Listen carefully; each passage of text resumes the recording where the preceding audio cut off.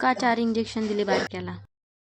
सकाळी रोजप्रमाणे आज कामावर होते तेवढ्यात बहिणीचा कॉल आला, टीव्ही ऑन कर आणि बघ काय न्यूज चालू आहे. तर लगेच टीव्ही ऑन केली, तिचा फोन कट करून बघते तर काय अजितदादा पवार, सगळ्यांचे दादा, लाडक्या बहिणींचे दादा हे आपल्यामध्ये नाही राहिले. विमान अपघातात त्यांचा मृत्यू झाला.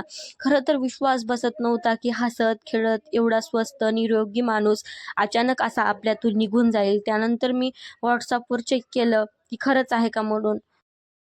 माणूस आणि साधारण व्यक्ती हे दादाला बोलताच येत नाही. खरं तर ते महाराष्ट्रासाठी देव माणूसच होते. देवासारखेच ते आपल्यासाठी कोणत्याही कामासाठी आपल्या अडचणीमध्ये धावून येत होते, आपल्याला मदत करत होते. कसं म्हणजे असा शब्दच नाही आहे त्यांच्यासाठी. जेवढं बोलावं तेवढं कमी आहे दादांसाठी. त्यांनी खूप काही केलं. त्यांनी एवढंच नाही तर त्यांनी घरी बसलेल्या महिलांचा सुद्धा विचार केला होता. त्यांना पण लाडक्या बहिणीचे पैसे चालू केले होते.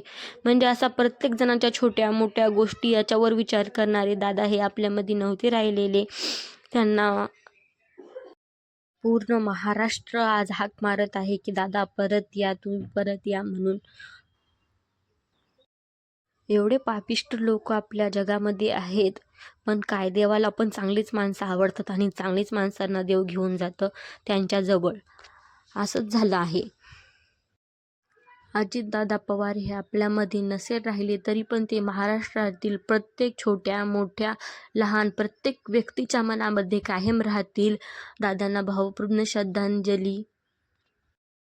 आईची तब्येत खराब होती म्हणून आईला चाय करून दिली. त्यानंतर बारक्याला बादल चावला होता, त्यामुळे त्याला दवाखान्यात घेऊन आले तर दवाखाना पण बंद होता. त्यानंतर मग त्याला म्हणले तर सरकारी दवाखान्यामध्ये जाऊ, तर सरकारी दवाखान्यामध्ये त्याला घेऊन जात होते. तिथं गेल्यावर बघा बारक्या बसला होता हसत. त्याला खूपच त्रास होत होता, पायाला लागले म्हणून, तरी पण हसतच होता. म्हणजे किती दुःख झालं तरी हे पोरगा हसणारच. नंतर त्याला इंजेक्शन दिले.